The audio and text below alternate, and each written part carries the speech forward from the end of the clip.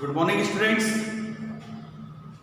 आज हम आपको एक क्लास 11 का जो अकाउंटेंसी पढ़ाने जा रहे हैं, हम उसमें एक नया चैप्टर शुरू करते हैं जिसका नाम है डबल एंट्री सिस्टम।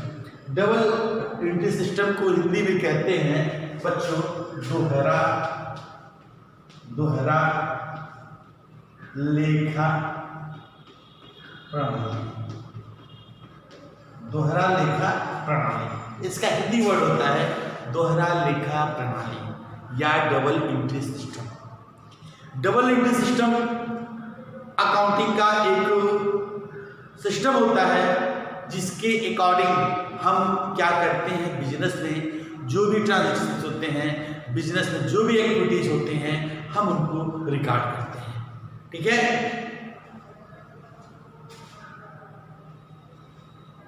अब जैसे बात किया जाए, सबसे पहले बात करते हैं सिस्टम ऑफ अकाउंटिंग। ठीक है। अकाउंटिंग को रिकॉर्ड करने के लिए कितने सिस्टम बने हैं, तो सबसे पहले मैं आपको बता दूं, सबसे पहला और पुराना सिस्टम है जिसका नाम है इंडियन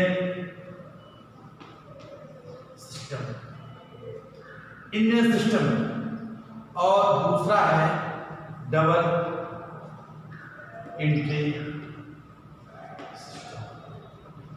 सबसे पहले आप समझिए कि इंडियन सिस्टम होता क्या है। इंडियन सिस्टम भारतीय लेखा पद्धति होती है। ठीक है। भारतीय लेखा पद्धति या इंडियन सिस्टम एक अकाउंटिंग का वो सिस्टम होता है जिसके द्वारा हम बिजनेस के ट्रांजेक्शन को रिकॉर्ड करते हैं। जो इंडियन सिस्टम है वो प्योर हिंदी बेस होता है। हिंदी बेस का मतलब होता है कि उसकी रिकॉर्डिंग केवल हिंदी में होती है। वहाँ पे हिंदी के शुद्ध अक्षरों में लिखा जाता है सब संवत मिति सुदी सावन शुक्ल पक्ष कृष्ण पक्ष भाद्रपद जो भी पक्ष होता है जिसमें लेखांकन किए जाते हैं। तो ये सिस्टम होता है और इसमें हमेशा हम हिंदी के वर्ड यूज करते हैं। जैसे लेनदार को हम जमा, या यहाँ हिंदी सिस्टम में डेबिट क्रेडिट नहीं होता, वहाँ पे नामे जमा होता है और नामे जमा होता है और जमा पक्ष और नामे जमा और जमा पक्ष होता है। तो हमें यहाँ पे हिंदी सिस्टम की तो बात करनी नहीं है। तो यहाँ पे केवल हमने एक आपको बताया ओवरव्यू कि इंडियन सिस्टम होता है। उसके बाद बच्चों जो अगला सिस्टम होता है उसको हम कहते हैं double entry system. Double entry system ये कहता है, डबल एंट्री सिस्टम बच्चों ये कहता है कि बिजनेस में जो भी ट्रांजैक्शन होते हैं, मैं आपको बता दूं, बिजनेस में जो भी ट्रांजैक्शन होते हैं उन ट्रांजैक्शन का प्रभाव, उन ट्रांजैक्शन का जो इफेक्ट होता है एटलीस्ट 2 अकाउंट में पड़ते हैं, कम से कम 2 अकाउंट में पड़ते हैं। और अपोजिट डायरेक्शन में बिजनेस में जो भी ट्रांजैक्शन होता है उसका इफेक्ट, उसका प्रभाव कम से कम 2 खातों में पड़ता है। In opposite direction one account will be debit and another account will be credit. एक अकाउंट डेबिट होता है और दूसरा अकाउंट जो होता है बच्चों वो क्रेडिट होता है। ये कंसेप्ट है डबल एंट्री सिस्टम का। आपको मैं बता दूं डबल एंट्री सिस्टम का जो ओरिजिन है 1494 में इटली के जो इकोनॉमिक्स थे वो थे तो मैथमेटिशियन, बट उन्होंने इकोनॉमिक्सियन का एक कंसेप्ट दिया। तो उन्होंने क्या किया था, डेवलप किया था, और उनका नाम था लुकस पैसियोली। ठीक है। तो थोड़ा सा डबल एंट्री सिस्टम का डिफिनीशन देख लेते हैं। ठीक है बच्चों, अगर तो आपको लिखना हो कि what is double entry system, double entry system क्या होता है, यदि आपको लिखना हो तो कैसे लिखोगे कि डबल एंट्री सिस्टम क्या होता है। ठीक है। तो आप लिख सकते हो double entry system refer to a system, इसको लिख सकते हैं double entry system. Double entry system refers to a system of accounting,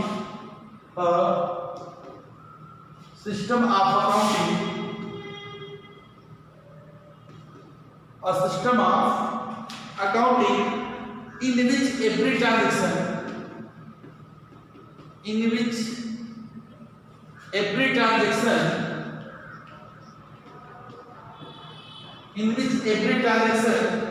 affects affect at least two accounts in opposite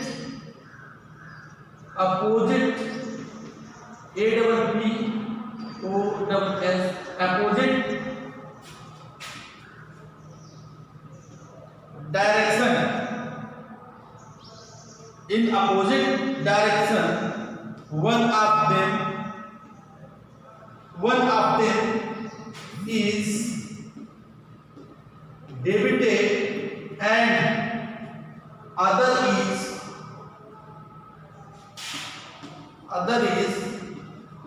credited. ठीक है स्टूडेंट्स, सो ये जो डिफिनीशन है, ये डबल इंटर सिस्टम क्या होता है, ये आपको हमने बताया कि what is double entry system, double entry system क्या है. Okay, any doubt? अब डबल इंटर सिस्टम के बाद आपको ये देखना है कि डबल इंटर सिस्टम में होता क्या है. देखिए, सबसे पहले आप इस डिफिनीशन को क्लैरिफाई करेंगे. इसको हम क्लैरिफाई करते हैं कि double entry system refer to a system of accounting.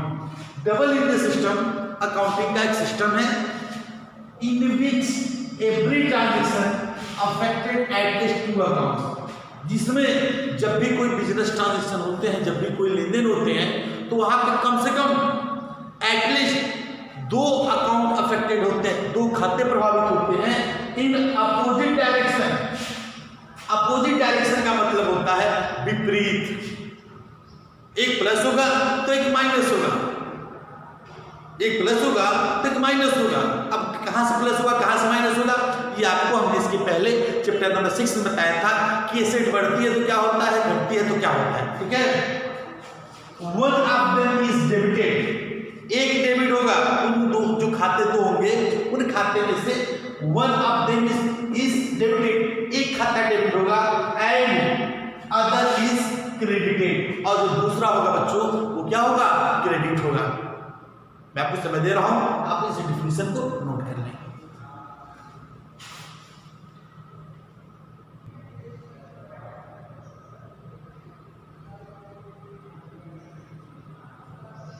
अब एग्जांपल देखिएगा, एग्जांपल देखिए इसका सभी लोग एग्जांपल लिखिए.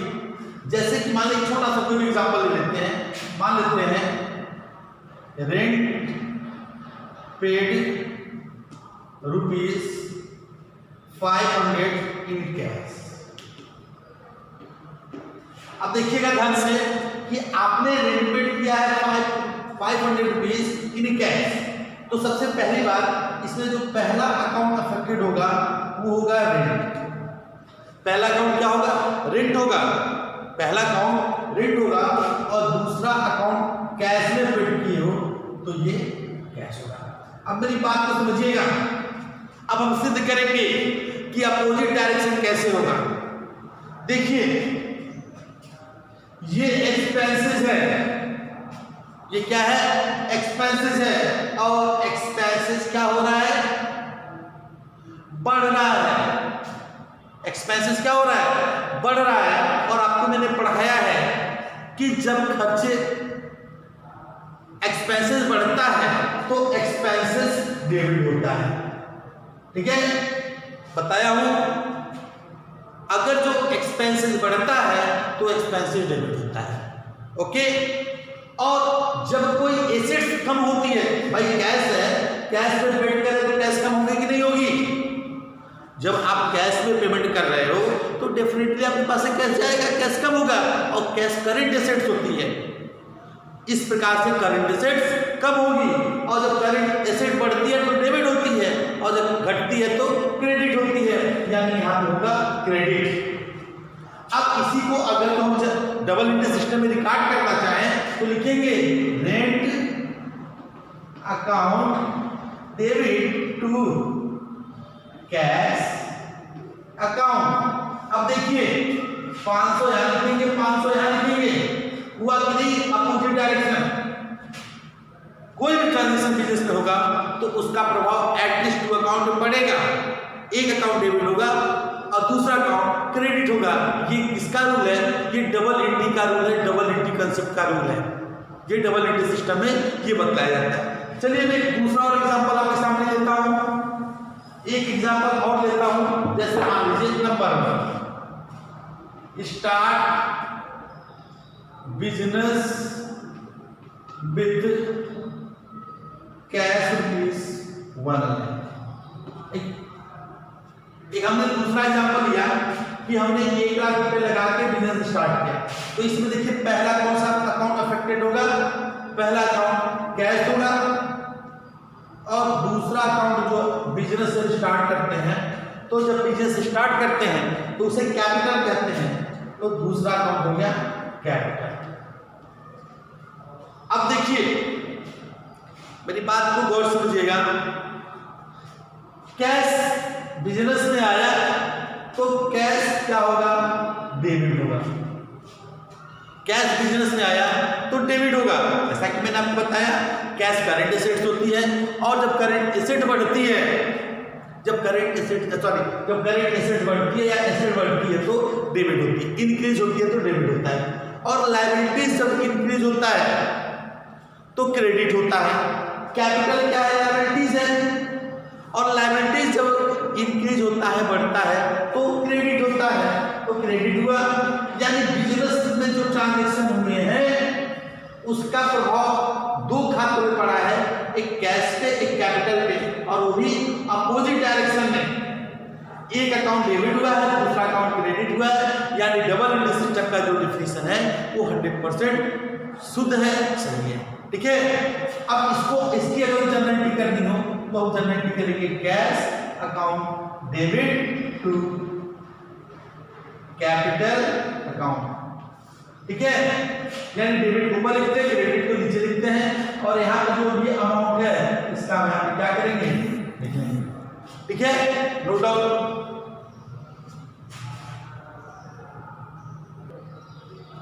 अब देखिएगा बच्चों डबल एंट्री सिस्टम का कंसेप्ट कहां से आया। मैं आपको बता दूं 1494 में एक व्यक्ति थे जिनका नाम था ल्यूका पैसियोली। ठीक है, पैसियोली, लुका पैसियोली। ये कहां के थे? ये मूलतः इटली के थे। ठीक है। इन्होंने एक बुक राइट की और उस बुक का नाम था the Venice of merchant.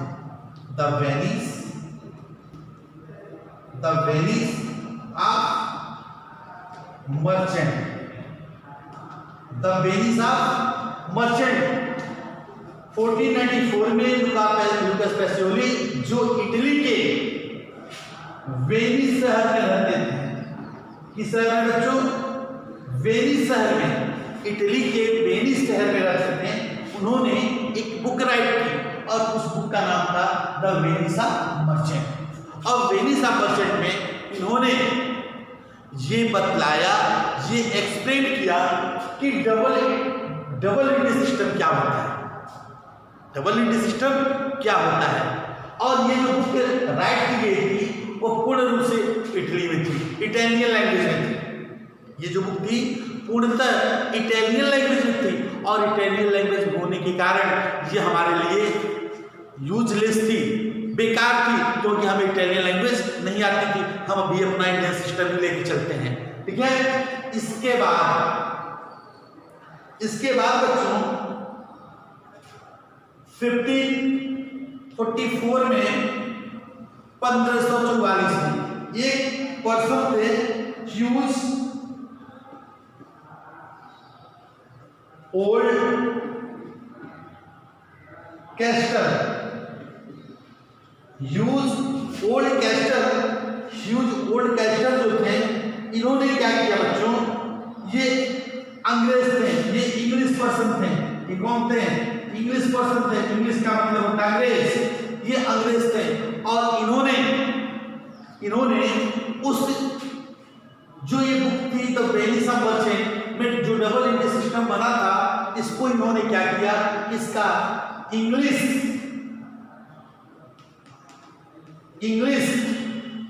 Version लाया, इंग्लिश वर्जन, या उसको उन्होंने इंग्लिश में ट्रांसलेट किया।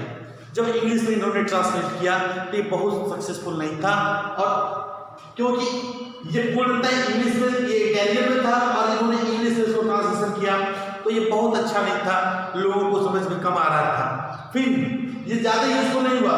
फिर इसके बाद 1785 में एक पर्सन थे, उनका नाम था Edward, ADWARD, Edward zone, JONES, Edward zone जो थे ये पूर्णतः अमेरिकन थे, और इन्होंने क्या किया बच्चों, जो एडवर्ड जोन ने इंग्लिश में डबल इंडी सिस्टम को कन्वर्ट किया, इंग्लिश में डबल इंडी सिस्टम को एडवर्ड जोन ने कन्वर्ट किया, और इस प्रकार से फादर को मानते हैं लुकास पैसियोली को ये, लेकिन ये माना जाता है कि अकाउंटिंग सिस्टम में एडवर्ड जोन्स की जो भूमिका है वो बहुत ही महत्वपूर्ण है। क्यों? क्योंकि इन्होंने इटालियन लैंग्वेज की बुक को कन्वर्ट किया, ट्रांसलेट किया इसमें, इंग्लिश में, और जब ये इंग्लिश में ट्रांसलेट हो गई, अमेरिकन इंग्लिश में ट्रांसलेट हो गई, तो इसको हर जगह एप्लीकेबल कर दिया गया, हर जगह इसको दे दिया गया कि आप सिस्टम को यूज करिए और बिजनेस ट्रांजेक्शन को रिकॉर्ड करिए। ठीक है, अब ये जो सिस्टम बताए थे लुकास पैसियोली ने द वेनिस ऑफ मर्चेंट में जो रूल बताए थे, इसको हम आगे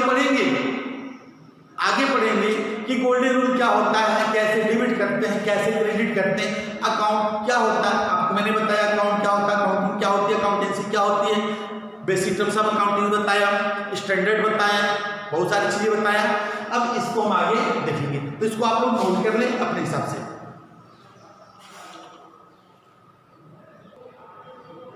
ओके स्टूडेंट्स, अब हम आगे बढ़ते हैं और आगे आपको बताने जा रहे हैं principle of double entry system. आगे हम आपको बताएंगे कि डबल इंडी सिस्टम का प्रिंसिपल क्या कहता है, what is the principle of double entry system. Double entry system को हमने शॉर्ट में लिखा है DES, ध्यान दीजिएगा, DES को हम डबल इंडी सिस्टम भी पढ़ते हैं, ठीक है, या इसको पढ़ सकते हैं double entry system. Double entry system का प्रिंसिपल क्या है, किस सिद्धांत पे ये चलता है, किस सिद्धांत पे ये वर्क करता है डबल इंडी सिस्टम। तो सबसे पहला होता है, पहला प्रिंसिपल है कि every business transaction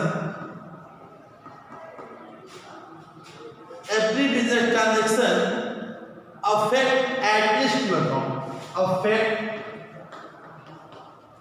at least two accounts। अब इसको देखिएगा, आपकी बुक में दिया होगा, every business transaction affected at least two account. अभी मैंने आपको एग्जांपल में बतलाया था कि बिजनेस में जब भी कोई ट्रांजेक्शन होते हैं उसका प्रभाव, उसका अफेक्ट एटलीस्ट कम से कम 2 खातों पे पड़ता है। In opposite direction one account will be debit and another account will be credit. जो प्रभाव होता है वो ठीक अपोजिट होता है, एक खाता डेबिट होता है और दूसरा खाता क्रेडिट होता है। ये डबल इंडी सिस्टम कहता है, ठीक है, इसका कैरेक्टरिस्टिक्स है। दूसरा, recording both personal PERSONAL personal and impersonal, recording of both personal and impersonal aspect, ठीक है, recording of both personal and impersonal aspect. हम दोनों पक्ष को रिकॉर्ड करते हैं, दोनों साइड को रिकॉर्ड करते हैं, चाहे वो पर्सनल एस्पेक्ट हो चाहे आपका इम्पर्सनल एस्पेक्ट हो। पर्सनल एस्पेक्ट का मतलब समझिएगा, जैसे मान लीजिए कि जैसे लोग कहते हैं कि कैश ट्रांजैक्शन को रिकॉर्ड करते हैं, तो आपको मैंने बताया था cash basis of accounting system और actual basis of accounting system. तो जो cash basis of accounting system है वो पर्सनल एस्पेक्ट को रिकॉर्ड करता है, ठीक है, लेकिन जो एक्चुअल बेसिस है वो आपका cash as well as credit दोनों को रिकॉर्ड करता है। तो यहाँ both personal and impersonal aspect transaction are record in double entry system. It is possible that both the aspect of transaction may be personal or both may be impersonal or one may be personal or one may be impersonal। हो सकता है जब transaction record करते हैं तो दोनों personal हो या दोनों इम्पर्सनल हो या कोई एक पर्सनल हो दूसरा इम्पर्सनल हो। तो हम यहाँ पे क्या करते हैं कि आपके पर्सनल एस्पेक्ट और इम्पर्सनल एस्पेक्ट दोनों को यहाँ पे रिकॉर्ड करते हैं डबल एंट्री सिस्टम में। अब तीसरा कैरेक्टरिस्टिक्स देखा जाए, तीसरा कैरेक्टरिस्टिक्स जो है बच्चों, recording is made according to certain specified rule. Recording is made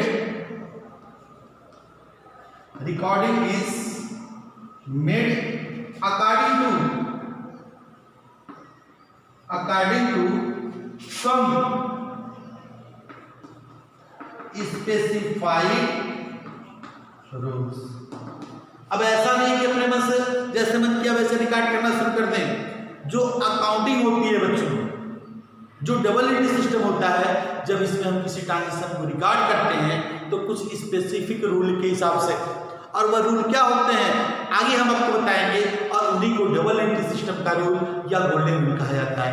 यानी बिजनेस में जो भी ट्रांजैक्शन होते हैं डबल एंट्री सिस्टम में, उनको कुछ स्पेसिफिक रूल्स, कुछ स्पेसिफिक रेगुलेशन के हिसाब से, कुछ नियम होते हैं, उनके हिसाब से क्या करते हैं, रिकॉर्ड करते हैं। यानी डबल एंट्री सिस्टम जो है वो साइंटिफिक रूल को भी थोड़ा सा फॉलो करता है, कुछ इसके रूल साइंस से मैच करते हैं, और इसी कारण से इसको साइंस भी कहा जाता है। और क्योंकि अकाउंटिंग का जो वर्क होता है वो बहुत ही सिस्टमेटिक और क्रमबद्ध होता है, इसी कारण इसको आर्ट भी कहा जाता है, ठीक है। और लास्ट है नंबर चौथा, प्रिपरेशन ऑफ ट्रायल बैलेंस। देखिए, अगर जो डबल एंट्री सिस्टम नहीं होता तो ट्रायल बैलेंस नहीं बनता। मेरी बात को गौर समझिएगा, अगर जो डबल एंट्री सिस्टम नहीं होता तो ट्रायल बैलेंस नहीं बनता, और ट्रायल बैलेंस नहीं बनता तो आपका trading account, PL account balance sheet नहीं बन पाता। तो जो डबल एंट्री सिस्टम है वो ट्रायल बैलेंस को बनाने का एक बेस प्रोवाइड करता है, और इस प्रकार से जब डबल एंट्री सिस्टम में ट्रायल बैलेंस बनता है तो उसी की बेस पे आगे के सारे अकाउंट बन जाते हैं। तो ये एक प्रकार का एडवांटेज है इसका principal of double entry system. तो ये आपका डबल एंट्री सिस्टम है, ठीक है। हमने हेडिंग दे करके आपको क्या किया, बाकी से समझा दिया है। आप चाहें तो अपनी बुक से नोट बना सकते हैं, डिपेंड ऑन यू। आप लोग इसको नोट कर लें, मैं वेट कर रहा हूँ।